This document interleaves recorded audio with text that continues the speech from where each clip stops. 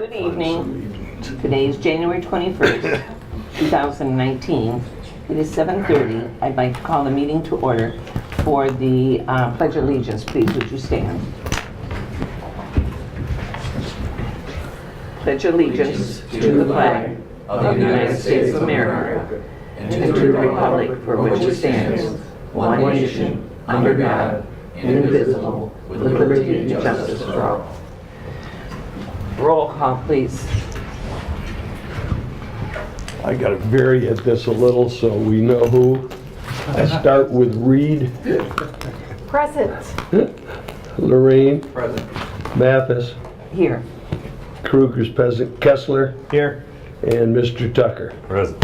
Yeah, 6 members present. Before I do the announcement, I would like to introduce our new board member, our new trustee, Christine Reed. Christine has been on the zoning board for many years. Sean Shoemaker was elected into the county, so his seat was vacant. Christine now will be serving till the next election, and then she's being appointed here. But on the next election, she'll have to run for office. Mr. Tucker, on the other hand, how many times were you appointed? Once. I was appointed once.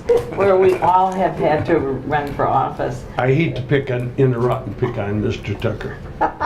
How many campaign signs have you put out over the last 2 or 3 elections? That's enough. I rest my case. So, welcome, Christine. Thank you. I'm excited to be here. I'm glad you're here. We'll fix that soon enough. To the members of tonight's audience, this program is televised, and you see 1, 2, 3 cameras. You're welcome to come up, speak on the podium. Please speak loud on the podium so the people in the back can hear you. You can give your name, but please, you don't have to give your address. This program is going to be on Charter Communications on 191. I believe it starts on this Thursday. It'll be on that for 2 weeks. So if you do speak, you'll see yourself here. Sometimes they scan the audience, but very seldom. Approval of tonight's agenda. Are there any requested amendments for tonight's agenda? If none, a motion is in order to approve the agenda as presented. Second. Any further discussion? All in favor signify by saying aye. Aye. Opposed? Motion is carried. Included in the packet are the minutes for January the 7th meeting, regular meeting, and January the 14th, special meeting.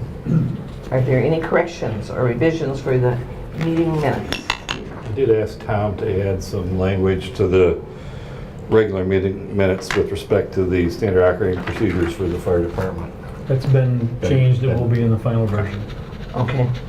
And I noted one other on the January 14th minutes. On the second item, it shows that Krug was absent, but he was present at the meeting. Well, we were talking about metaphysically. This could be an enjoyable night.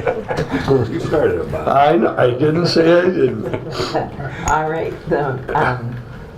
The meeting minutes stand approved as amended.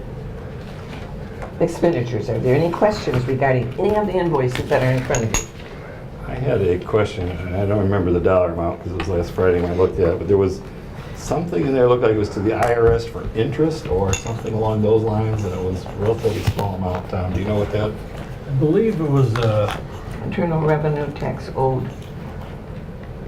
The 3842? Yep, that I sounds like think the one. it was related to unemployment tax.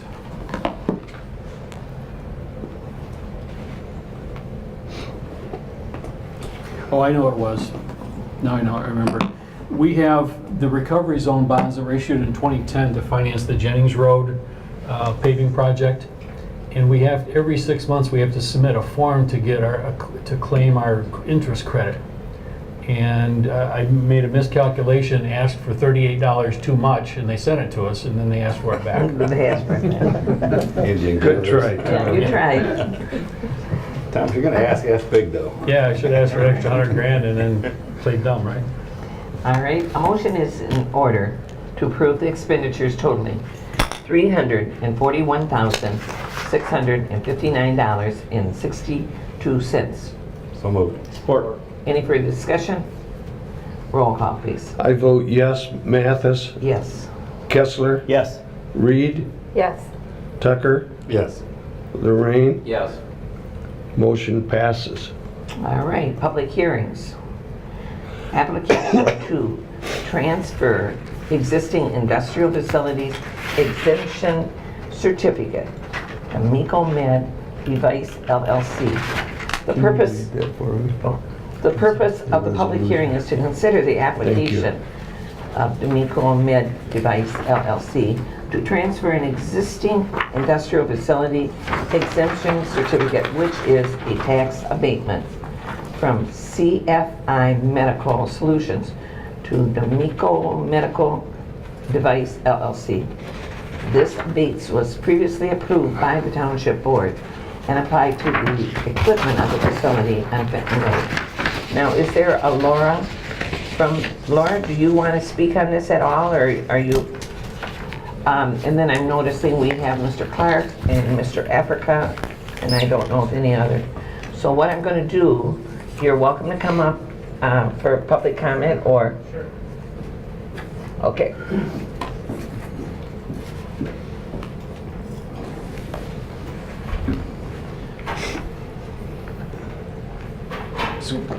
Good evening. My name is Michael Zopp. I'm with Domico Med Device. I'm the president and CEO of the company. I bought the company on June 1st of 2018. It was a situation where Tidy Products, the former owner, decided that the business was no longer a fit for their strategic plan, and they made it possible for me to buy the company. We've been operating, we're a medical device manufacturer.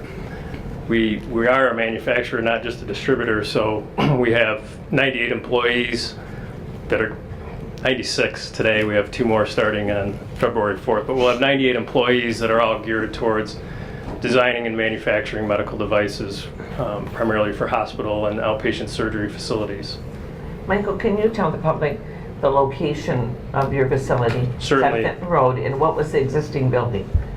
So it's at 14241 Fenton Road. If you're familiar with Sagebrush or Sears, we're behind the Sears building on Fenton Road, right as you exit kind of the city. It was originally an Ames building years and years ago, and it was converted to light industrial in the late 90s by Lucas.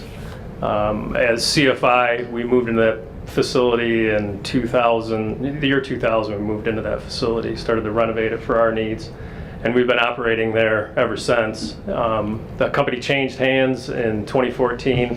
It was previously owned by Rockar Group LLC and operated as CFI Medical Solutions.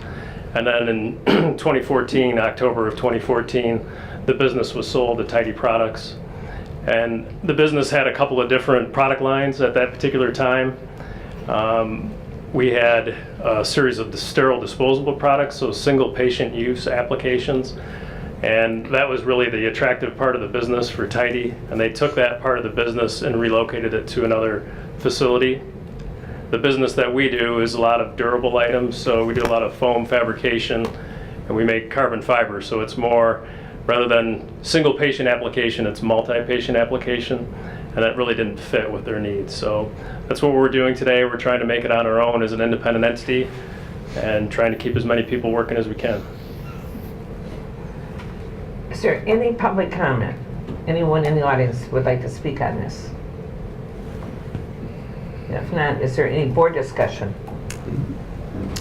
98 employees. If you Huh? want 98 employees, That's these wonderful. are the things you need to do. And it's just a transfer. And if Right. anybody ever went into your building, it's spotless. You could Come by for a tour. Yeah, I'd love to show you could around. eat off the floors. I've never seen anything so clean. So Thank you. beautiful building Thank you. facility. Any other board discussion? All right, resolution number 2019-02. Tom's going to read it. Pardon me? Tom's going to read it. Thank you.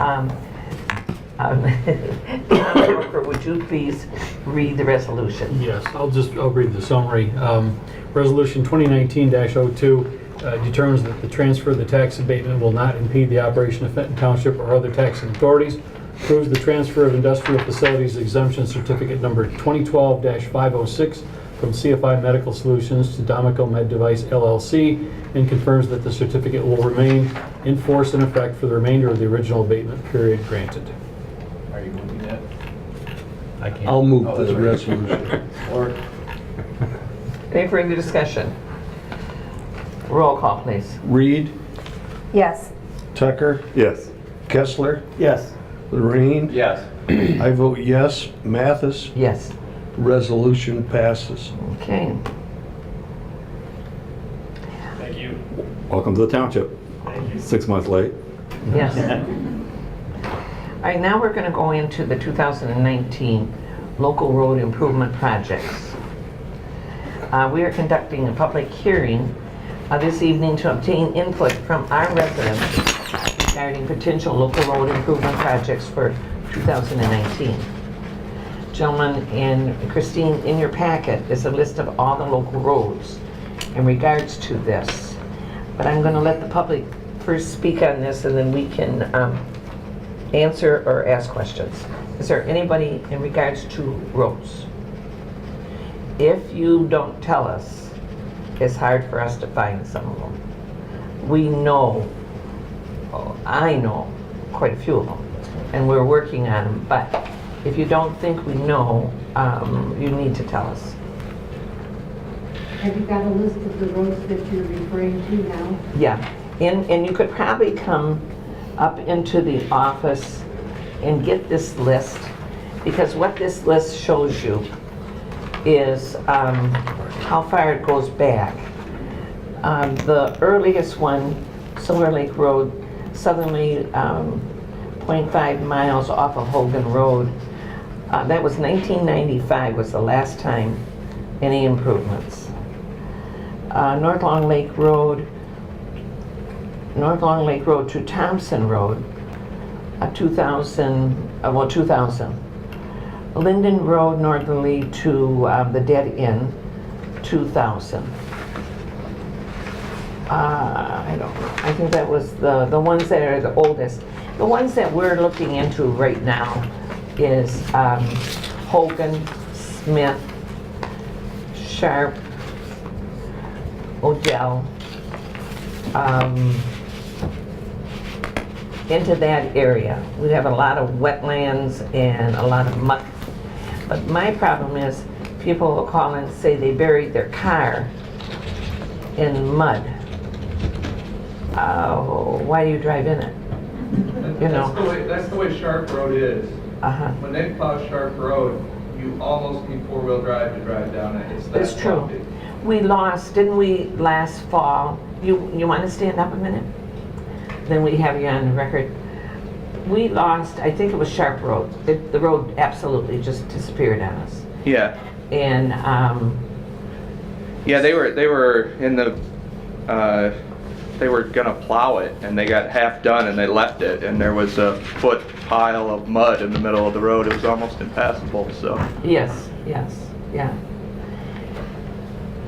Tom, can we talk about the one that you went to the meeting today? Or did you go to the meeting today, or was? Yes, but actually, just since we're on Sharp Road, just a reminder, the board has already approved, that was one of the projects we already approved. Yeah, Is limestone resurfacing of Sharp Road from Laring to Ray, the whole thing, so. Can you explain what's the scope of that? Is that just putting a little gravel down, or are they No, really it's gonna gonna bring it be up to code? 3 or 4 inches of limestone, completely reshape the road.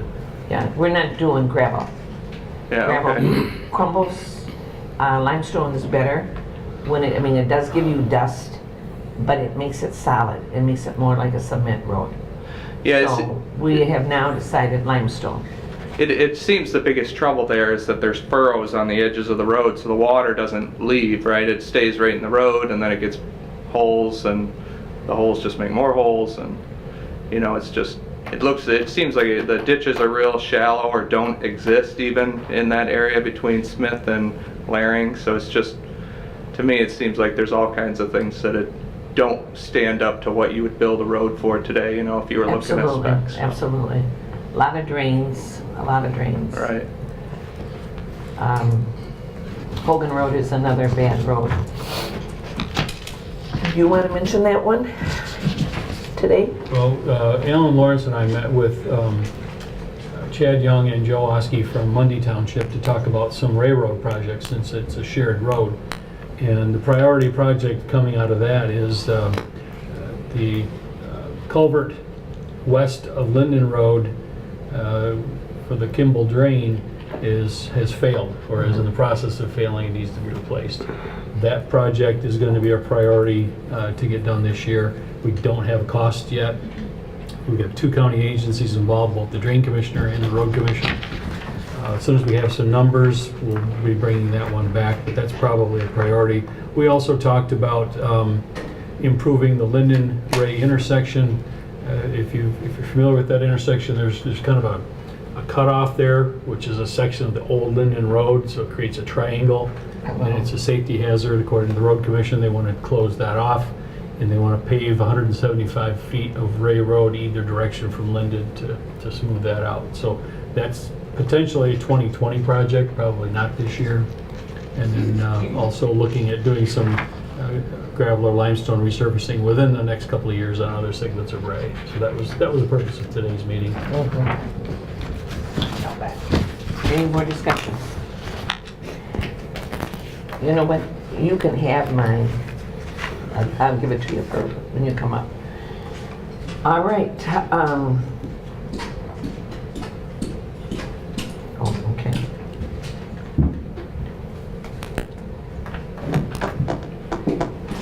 The next report is going to be my code enforcement officer. Oh, board discussion, public comment, board discussion, and we will receive all information and bring recommendations back to the board at our future meeting. I don't know if it's going to be this next meeting or a couple of weeks. It takes a while for the road commission. We have to get estimates, Yeah. and Okay. it'll probably take a month or 2. Reports, ordinance enforcement officer. You do have this report in regards to the code enforcement officer. He said he gave 1 ticket and he issued it for a vicious dog. It's still in the court. People gotta tie their dogs up. Dogs wander and little children are in their yards and these dogs, just come in. We've had some bites. So you've got to oversee it that your child is not around a dog that's loose. So I don't know what this one is happening on this one at all. He then talked about, well, we're not talking about tall grass anymore. He's doing a lot of sign removals because people do complain about them. Realtors are able to allow theirs to be up and special use permit signs. But with the cold weather and that, he's been inside quite a bit. If you have junk cars though, they're not licensed, they gotta get out of there. You've got to register these cars and get them out. People should not have to look at it. And you do see a lot of them. So, is there any report in regards to code enforcement officers' reports? Okay, the next one. Communications none. Adoption of ordinances. Rezoning of R 19-01.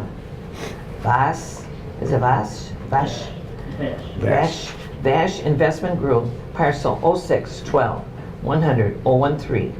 The address is 12201 Fenton Road.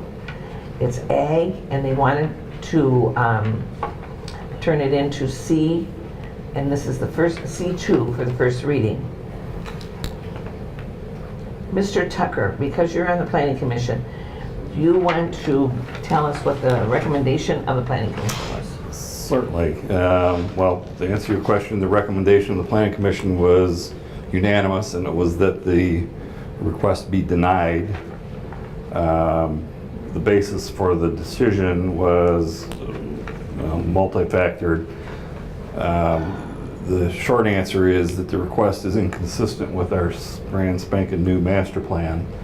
The current master plan has this particular property master plan for medium density residential use. So that was at least my basis for voting no on the request. Andy Marco was adamantly opposed to losing ag land. So that was one of his issues. As you'll probably find out shortly, we had excellent participation from the subdivisions to the, we'll call it northeast, and then across the street, a little northwest. Both of the subdivisions were well represented by their residents. They raised a lot of issues. Traffic concerns were raised. There were crime issues raised with an assertion that storage facilities have a tendency to attract criminal element. I don't know if that's reality or not, but that was a point that was raised. There were a lot of site plan questions that you always get when you're talking about a commercial next to residential. Visual aspects, road access, drainage, a lot of those sorts of things. And of course, I left my notes out in the car, You're but doing it. You're doing it. I have them there. So I'm sure I've forgotten some of them, but there was not support from any of the neighbors with respect to the request. So recommendation is to deny as being inconsistent with the master plan for all those reasons. Okay, I'm going to open up to public comment. And anyone who would like to speak, they're welcome to come up and give your name. I handed these out to the planning commission last couple weeks ago, just for you guys to review exactly what we're trying to do there. And we have so many, so I have to share them. That's okay, I know. Christine, have you seen it? There. Thank you. My name's Bill Clark. I've been a resident since 1992 here in Fenton Township, and I'm also the developer that's looking to change the zoning from agricultural to the C2. And a few weeks ago, there was a lot of opposition, there was a lot of concerns, and I greatly appreciate that.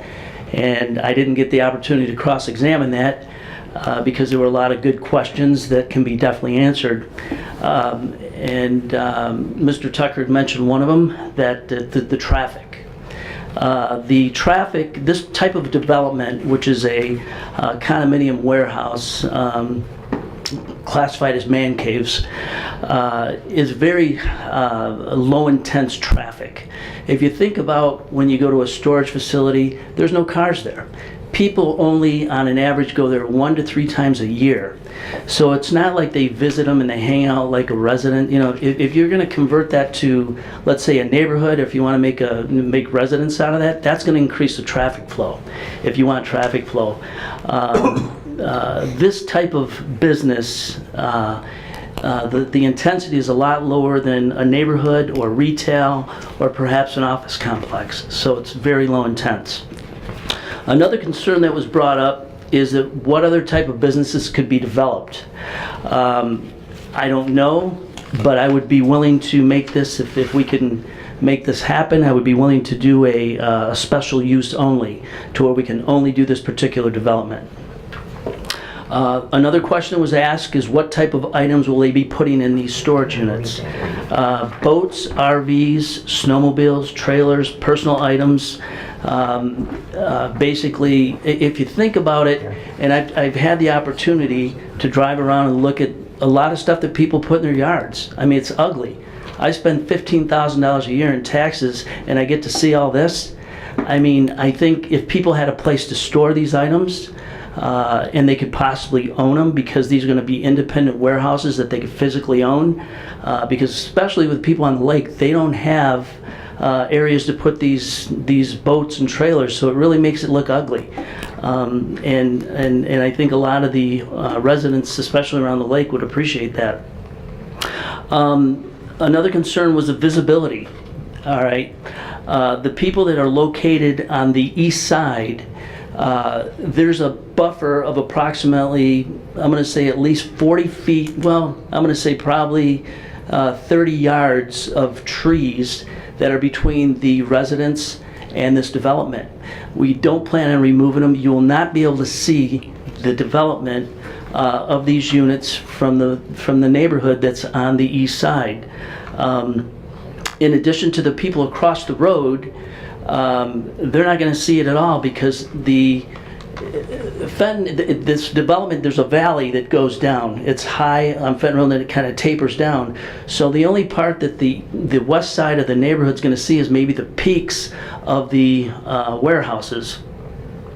Another big concern was the road water. Because I was told that there's a water issue in that particular area when we have excessive rain. We have in our plans to do a retention pond to which will eliminate a lot of the problems that they're currently having now.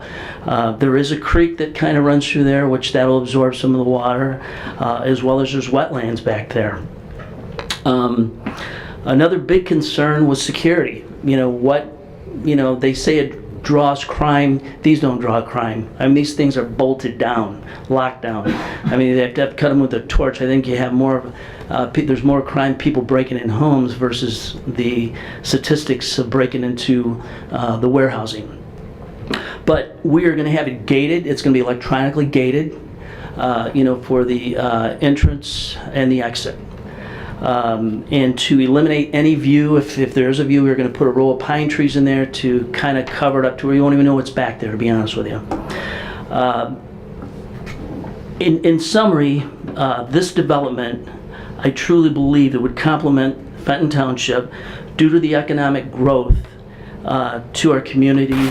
And I think it would help. I mean, a lot of people I present this project to, they think it's a great idea. And we do need something like that out here. There's a demand.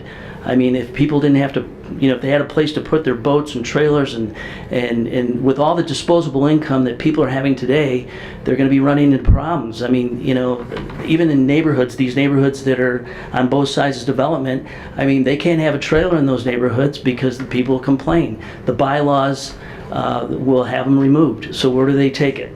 So this would be a great outcome for them to where they have a place to store these items. Just west and south of this property adjacent are C2 zoning. Okay, so this property, it butts up right to a C2. Across the road, it's C2. Like I mentioned, we could perhaps make this a special use only. Not knowing if I'm going to be out of line here, but is it possible that the engineer that designed it, perhaps, designed the master plan, overlooked the possibility of this becoming C2? What I would be willing to do is split the property. I don't need all 30 acres. I only need 10 acres. Would it be possible that we could split it to where we have 10 acres of C2 and the other 2/3 of the property, it could be commercial, or agricultural. I mean, this is a concern that people should have, especially they live on both sides. This being agricultural, I don't know if you realize, but you can get a farmer that comes in there and he can start putting pigs, cows, horses, and do you know what the smell is going to smell like? It's not going to be fun. And this being agricultural, the farmers have the right to do that. And this could create more problems than what you think this development's going to create. But by allowing this change in the classification, it will make use of this property because really there's nothing, Mrs. Abraham's here, the one that's owned it for many, many years, and they've tried selling it, I think she said 6 times. And no one's buying it. They can't do anything with this property. It's somewhat landlocked, and they're paying $4,000 a year in taxes, and they can't do anything with it. And I think it's no benefit to her whatsoever. No one's wanting to buy it. I mean, you got someone here that's willing to take on a project and to where it's going to benefit the community. But in addition, It's going to also increase the tax revenue for the township, and we know that that helps for sure. And you know, just with the movement, I mean, as we know, Fenton Township, this is a big draw. I mean, it's probably within a 100-mile radius that Fenton is where to come. I mean, people from Grand Blanc, Davis, and Flushing, they're all moving out this way. And I mean, I think we have a lot of concerns with the traffic flow other than Torrey or Fenton Road there. But anyway, in conclusion, I think it would help code enforcement because I know that they're out having to look at a lot of these things. You know, there's trailers, boats, just ugliness that surrounds the community that doesn't need to be there, and I think it would help them with their job as well. But you know, when making this decision, you know, I would greatly appreciate your reconsideration in reference to what the Planning Commission had suggested, and I think it would be a win-win for all of us here. Okay, thank you. Is there anyone else that would like to speak? Yes, ma'am.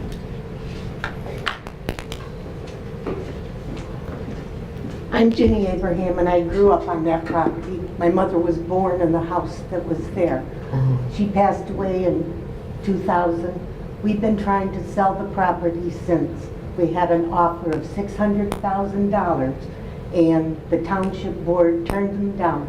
That gentleman wanted a PUD, and that was denied. We've had it sold a couple of other times, but each time they backed out because of what the township has done in the past. A gentleman prior to Mr. Clark was going to purchase it. He wanted to bring his horses up from Kentucky. That was not mentioned at the last meeting, but that's what we as the sellers were told. My husband mowed the lawn every week for the last 20 years. He can no longer do that. The house started to fall down. We had it demolished at our expense to help beautify the community. It was an eyesore, and I was embarrassed to admit that it was mine. I don't know what to say. He's building a facility to store materials. We tried to build a garage across the street from our home, and we're told, what do you think storage facilities are for? Put your boat and your snowmobiles and your jet skis in a storage facility. We were denied the opportunity to build our own storage facility on our own property. I don't know what to say except that for 20 years, we've tried to sell that property. We've tried to keep it nice. Where these people live, I rode my pony on the west side of Fenton Road, where their homes are. I picked mushrooms. We had sheep.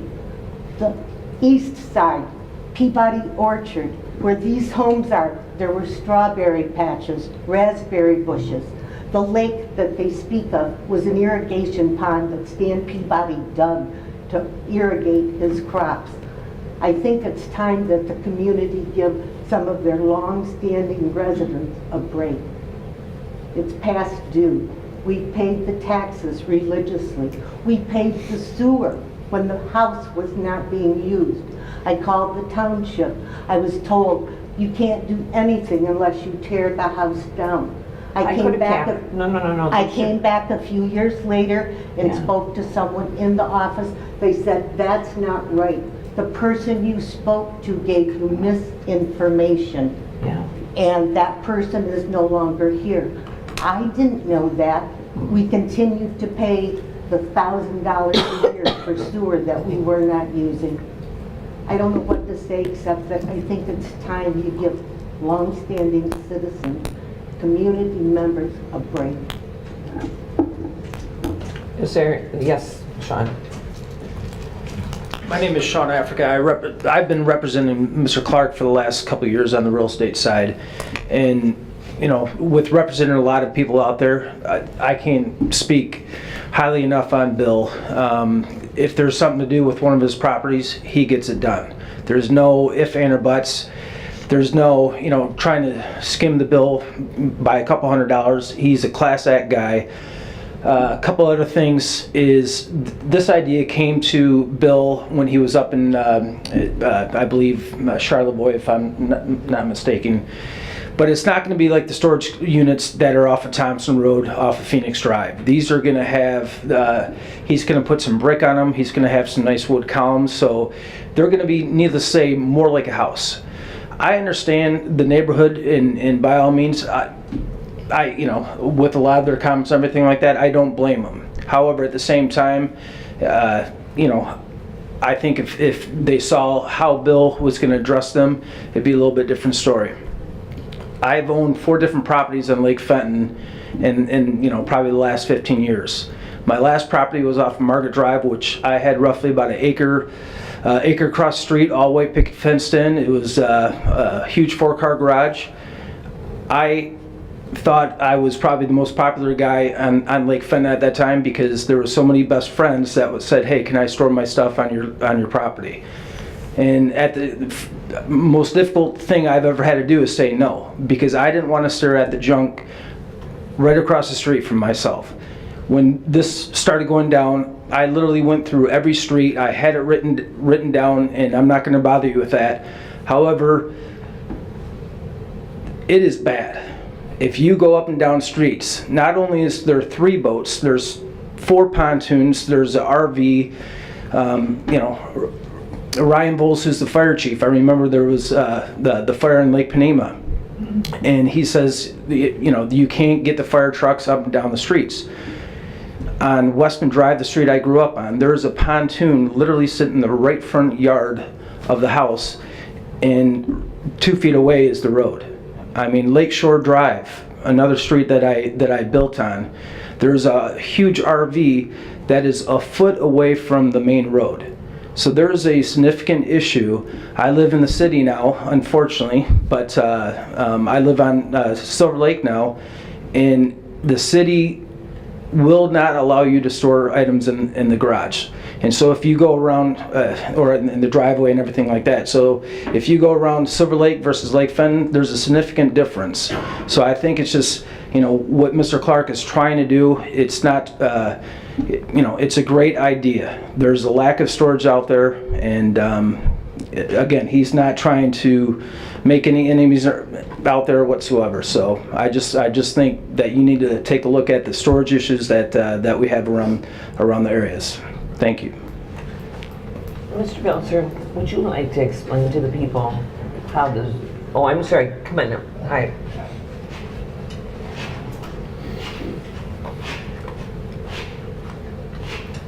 First of all, my name is Aaron Lawrence. I do believe that this is a great idea. I think those are beautiful buildings. The problem that I had with what is getting built is if you are taking North Long Lake Road and you get to Fenton Road, you already have a curve coming there, and it's already difficult to make a left-hand turn to head north on Fenton Road. Then what you're going to do by doing this is there's already a passing lane, right? I live in Springfield Hills, so there's a hill right there going through, and then you try to make it a left-hand turn into our subdivision. There's actually a passing lane, so you don't stop the traffic. The way these plans are, that driveway is exactly across the street. The problem is you're right, when people are pulling vehicles in, they're going to be pulling trailers in, right? They're pulling their boats in. So what you're going to do is if this gets passed, what you're going to do is the people are going to be coming over that hill. There's only a short span before you hit the other subdivision. So as they're pulling their boats and trailer in, what are you going to do with them people that are actually trying to get across or trying to bypass the people already stopped to turn into the subdivision? That causes a huge problem. And another thing is, as far as the retention ponds, I don't know, I know Bonnie, you're familiar with Grand Blanc Township. I'm sure a lot of people are. I happen to work at the road commission. Yep. Anytime you take a piece of property and you put a hard surface on it, there's more runoff. I don't care if you put a retention pond there or not. It creates issues. That property holds water. And no matter what, it's going to push more water into a certain location, which is going to back everything else up. That's what I have. Okay. Yes, ma'am.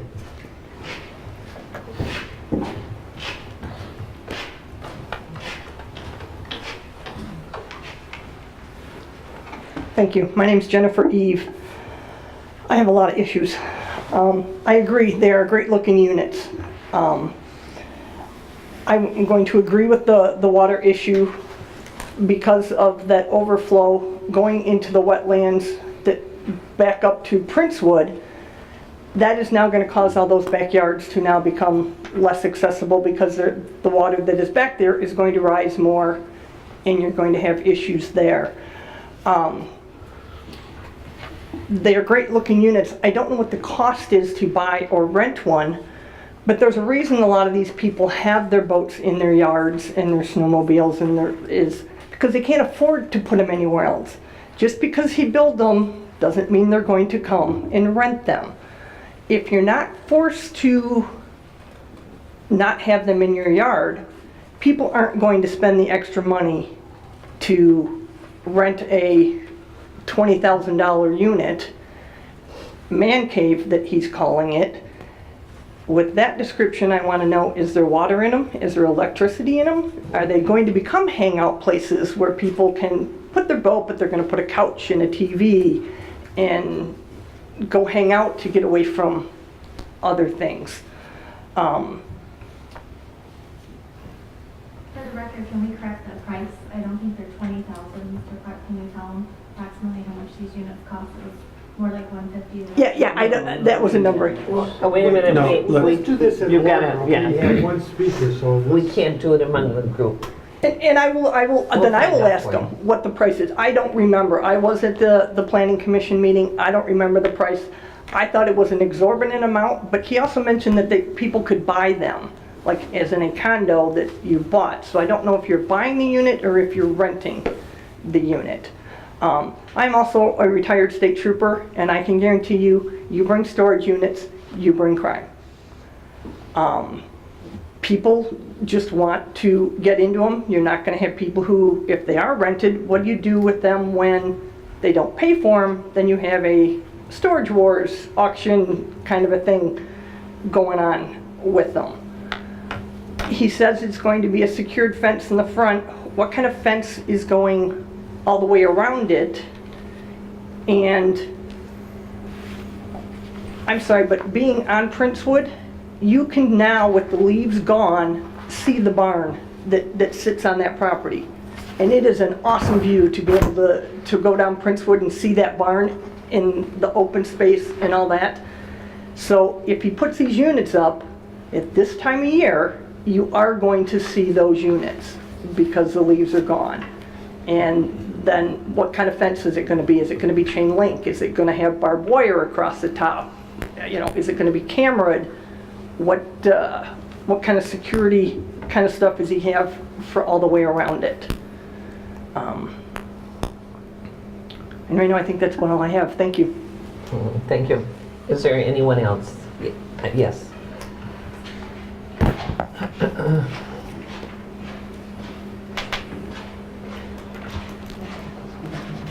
Good evening. My name is Doug Brady. I'm the board treasurer of Springfield Hills Condo Association, representing the board tonight of that subdivision. It's a unanimous opinion of the board of that subdivision that we are against the rezoning to commercial property use. The primary reasons why we're against that is because it is in violation of the new master plan.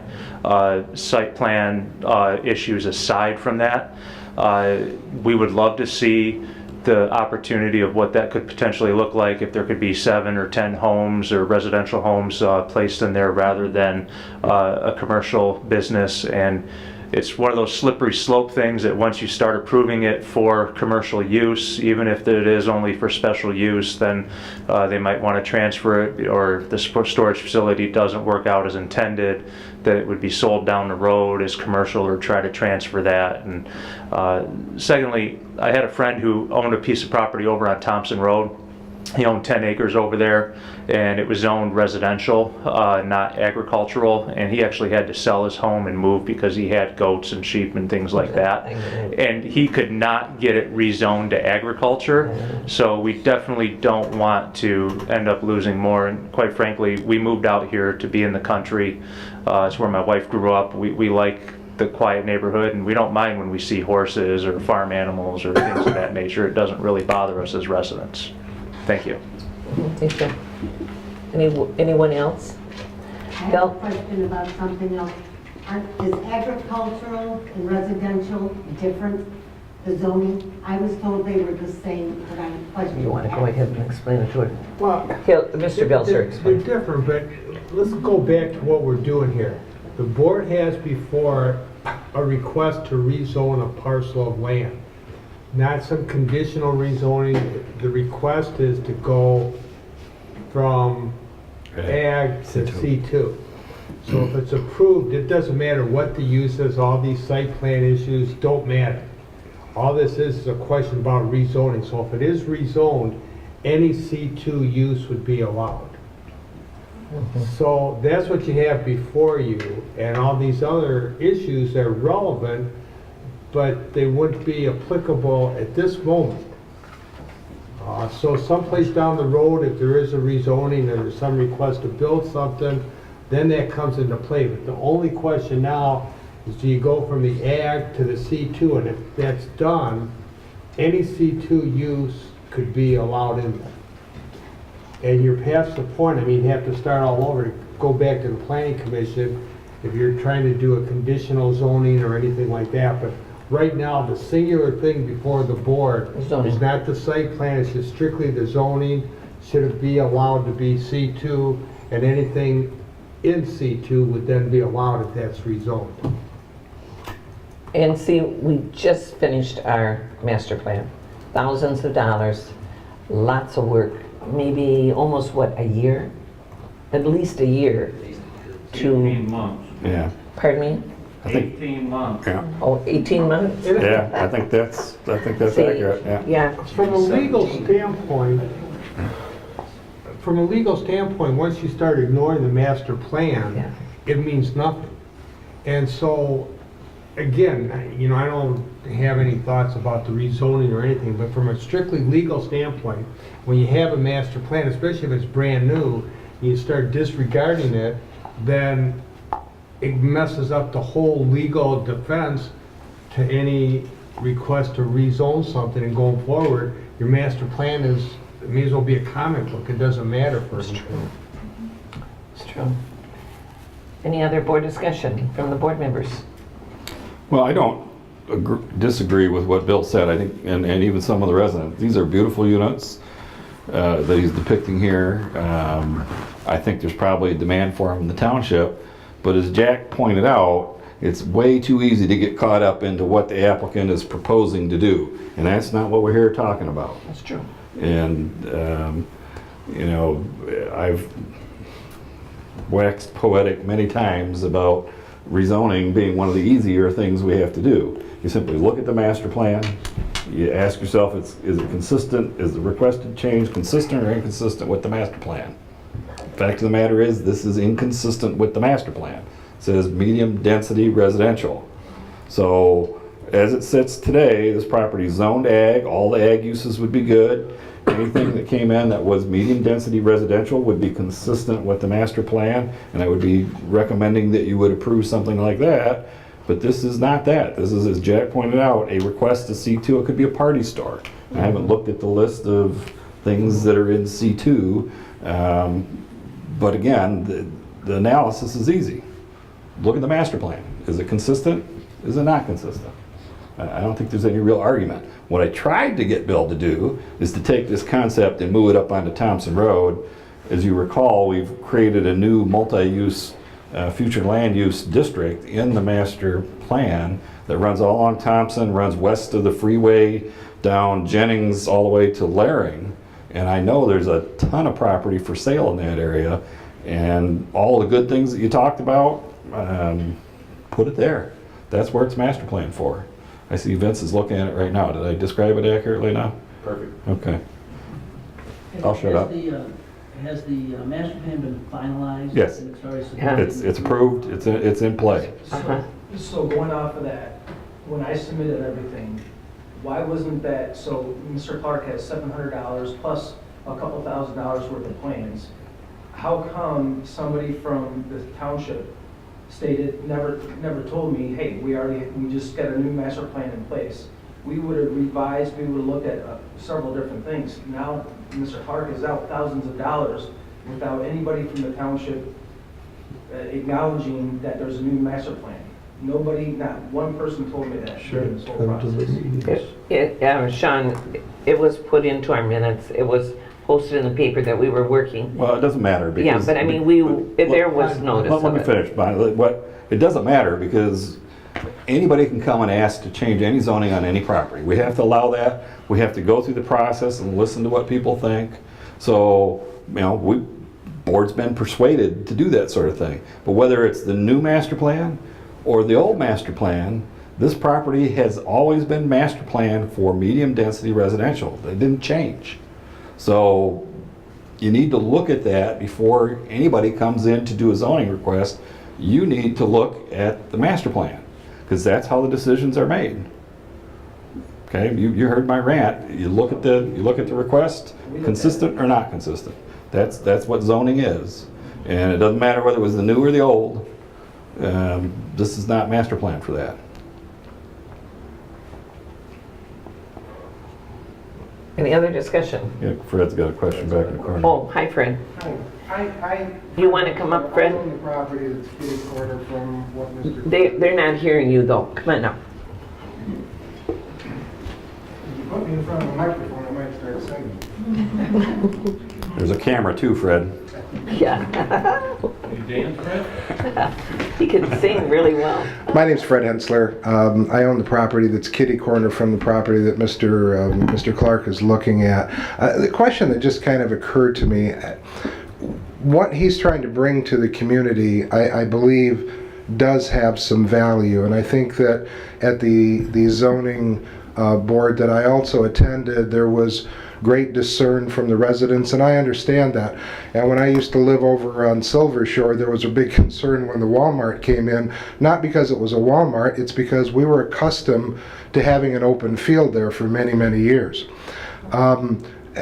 This to me is a use that the community could potentially use. So my question is does it have to be C2 zoning if in fact what he's doing is actually building garage type condominiums versus single family residence? Let me interject here. That's not something the board should be answering, and I would encourage the board not to answer that or respond to that, with all due respect. Okay. That's not something the board should answer, and again, I don't know what the answer to that is myself. I don't know if board members do, but that's not even something that's really before the board. So is it technically something that should go back to the zoning board? I mean, that's what, I mean, I don't mean to be rude, but an applicant should look and see where they can, whatever their use is, if they want to put up storage unit or... No, I'm not arguing that point. I was just looking for an out. I think I personally would have an interest in something like that. And right now I've got 4 or 5 large items that I'm looking desperately at an indoor storage facility to store, and you cannot find it. There is not such a thing in this area. And in all due respect, to go up to Thompson Road, when the oil change building is priced at $350,000, when a couple of buildings that are the size of this room are priced at $1.4 million, there's no way financially that you can make something like that happen. So I kind of commend Mr. Clark for what it is that he's trying to bring to the table on this. And I'm just, my opinion as a member of the community and somebody who owns commercial property directly kitty corner from, and there's also commercial C2 property right next door from, and there's also C2 property right directly across from. My personal opinion is that in the master plan we might have missed an opportunity that's here, that because that's agriculture and it's surrounded on 3 sides by C2 zoning, maybe we should be relooking at how that master plan was set up. I'm not arguing for him or against him. I've heard a lot of discern. The zoning board was rife with many complaints, as most of those become. And I just think this is something that maybe needs to slow down a little bit before it gets a blanket no, and allow him to work with the zoning board to try and come up with an amicable solution, not only for himself, for the residents that surround him and for the other property owners that were there. That's the reason that I'm here tonight, is I got a notice that there was a rezoning situation, and I was curious as to why it came about. But rather than totally wipe the thing off the mat, which is what happened at the zoning board, it was unanimous across the board, and I really don't think he was given a fair opportunity to bring to the table what it was that he was trying to do. So I'm not an expert in this, guys. You know me. I come here, I listen, I like to interject every once in a while. I don't know what the appropriate protocol is for this, but I don't think this is the time where you just wipe it off the mat, say no, and then just go on to our business down the road. It's a nice development. It's going to help the property owner out. I think that she brought something to the table that, you know, when you own something, you can't get rid of it. What are you supposed to do with it? You just keep paying and paying and paying.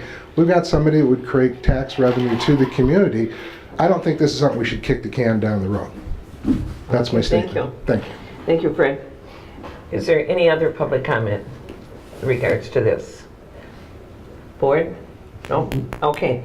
The second reading of the proposed ordinance will be on February the 4th meeting, and that it will be the time that we will vote on this. You have open discussion then too, or Pardon me? will it be open discussion then also? Sure. Yeah, we'll open it up. Yeah. We'll open it up for you. We just don't want it repeated. Okay, now we're going into another rezoning. I'll give you a break a minute and you can... Well, that part of the wedding party's leaving. That was a big group. He's all good. If you love looking at that and you love seeing it the way it is, put together a group, buy this lady's property from her, and then you can look at it forever. I don't care so much about looking at your property. Now, Charlie, don't start a riot, okay? If I could afford it, I would buy your property. Take up a collection, take up a collection. Bye-bye.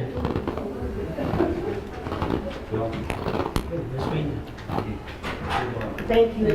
Thank you.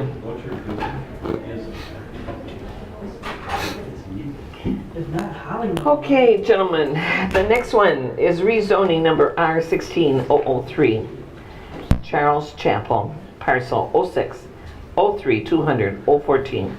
The address is 11220 Torrey Road, from R3 to M2 with conditions. This is the first reading of this zoning amendment to rezone this property on Torrey Road. Treasurer Tucker, would you like to give us an input from the Planning Commission? Thank you, Bonnie.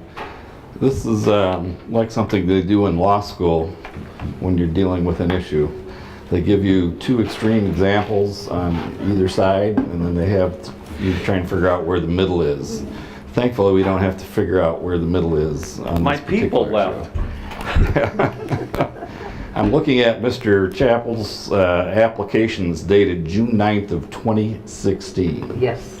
Okay, this has been in front of the Planning Commission for, it was there twice, 2 stops. It came in, I think, just as originally as an M2 rezone.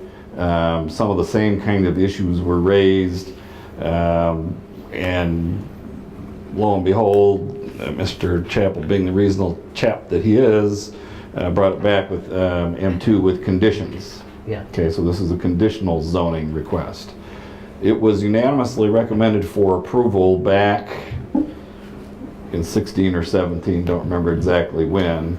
It came to the board before, and it was at the beginning of the master plan revision process. And Sean in particular wanted to wait to see what that process yielded before he wanted to vote on the application. And I'm trying to remember the specifics of this. I don't remember what it was future land use for before, but now we've already heard the syllogism, right? Okay, look at the request. Is it consistent with the master plan? This particular piece falls within the multiple use area that we just now created. So this is the poster child for what we were trying to do in the master plan. Absolutely. To get some mixed uses. Not to mention, he's been there for about 1,000 years, maybe 1,500 looking at him, I'm not sure. And, you know, seeing what's going on around it, it's pretty consistent with what's going around it. But the real question is the request consistent with the master plan? And the answer this time is unequivocally yes. And so that's what you got. Okay. Charlie, would you like to speak on this, or you want to just let us go to a vote? Oh, no, we don't vote on that. I'm sorry. This is second reading. Okay. Go ahead, Charlie, and tell us what you want. Do I need to show for the second reading? No. Thank you. If you, He wants to go to Florida. Why are you here? It's nothing but, it's just stupid circumstance, and we'll cover that later. Okay. I'm just, thanks guys, I'm glad you finally got a master plan. My heart goes out to that poor lady who owns this Me dirt. too. But Enjoy the warm weather. do all I can. Hound dog. Anyway, balmy 40 degrees on Wednesday, everybody. Thank you very much for your consideration. 40 here. Pardon? Where you're going, it's going to be 40 here. 40 here on Wednesday. That's what I say. It's going to be 40 on Wednesday That's our here. consolation prize. Okay. Yeah, my grandson called me from Tampa while I was sitting in the audience and said, "Pop, is it really that cold?" Yeah. Well, I'm going to call you on Wednesday and find out what the temperature is. That's for sure. It'll be 40 All right, on here until Saturday. Any public comment, any board discussion? The second reading of the proposed ordinance will be on February the 4th. Okay. Unfinished business, none. New business. Can I ask one quick question? Sure, Charlie. Okay. Can you guys kind of, because this rezoning thing, I didn't want to have to Google it. Next step is you read it again in 2 weeks. and vote Yep. in 2 weeks? 2 weeks. Then it's Okay. done. February 4th, Charlie. And then I'm done? You're done. Poke a fork in me, turn me over. Thank you. But I'm sure we're going to vote no if you're warmer than we are. I'll go stand in the cooler. This poor man. Honest to God. All right, this is the PEG grant application. Operation Manager Tom Broker, would you please explain, and it's through Linden, Lake Fenton at Heartland Schools, and Southern Lakes Park and Rec. Yes, this is a rather small application compared to some I've done in the past, but it's for some additional equipment for Linden, Lake Fenton High School, Heartland High School, and Southern Lakes Parks and Rec. Southern Lakes has joined the FACT consortium. They are generating content for Channel 191, and so they've submitted a grant application to use their own equipment rather than borrowing from the schools. And the FACT consortium has recommended approval of this grant application. It's also worth noting that the Heartland grant is funded entirely from Tyrone Township's PEG funds because they're kind of an outlier, but they've joined in, so Tyrone sets a certain percentage of their PEG funds aside just for Heartland, and then they participate with the other districts with everything else. So the township share of this is relatively small. I think the last one we did was about 100,000. This time we're looking at, if I get to the right page, about 17,300 out of the 50,000 total combined. Fenton did not have anything this year. Apparently they're in the process of hiring a new instructor, and so they did not put a list together. The big application is generally early, coming within the next couple of months to get it ordered before the end of the school year, to get it delivered before the start of the next school year. It's also important to point out these are restricted funds. We cannot spend them on anything other than capital equipment for the PEG channel. So it's not township funds that we could be using on roads or anything else. This is what it's for. Okay, any board discussion? Have you seen any more numbers, Tom, revenue from this? You got any more reads on it? I have not checked to see where we did this year. Okay. I'd be curious. Yeah, me too. And I'll put The numbers $5 on the table to tell you that for the first time we're probably going to go backwards. Well, it did go down just minutely last year. Did it drop a little? I thought it was break even. I'm talking less than a couple $100 difference. Okay. So it could have been just a glick. It's going to go backwards, and it's going to start sliding hard backwards. So. I think that's not too far off. I think you're correct. Technology is killing The it. building that's going to go on, the new homes, are think the technology is just going to wipe it out. But Streaming. as video streaming takes over, cable as we know it will go away, and unless the FCC changes the laws to allow us to recover some costs, but if they're not using the right of ways, it's hard to justify any fees, so. Yeah, they talked about that at one of the meetings. There's just no way to justify it. You're not using it. All right, I need a motion to approve the funding for the PEG grant application of Linden Community Schools, Lake Fenton Community Schools, Heartland High School, and Southern Lakes Park and Rec, up to the total amount of $17,380.68 as presented. Support. Any further discussion? Roll call, please. Mathis. Yes. Kessler. Yes. I vote yes. Gopal is absent. Tucker. Yes. Lorraine. Yes. Reed. Yes. Motion passes. Okay. Board comments. Are there any other comments from the members of the board? Anything? You made it. Yes, she did. She did good. All right. Public comment on agenda or non-agenda items. I will say good evening. Meeting's adjourned. Good luck, Charlie. You did it. I knew you would. Good luck, Charlie.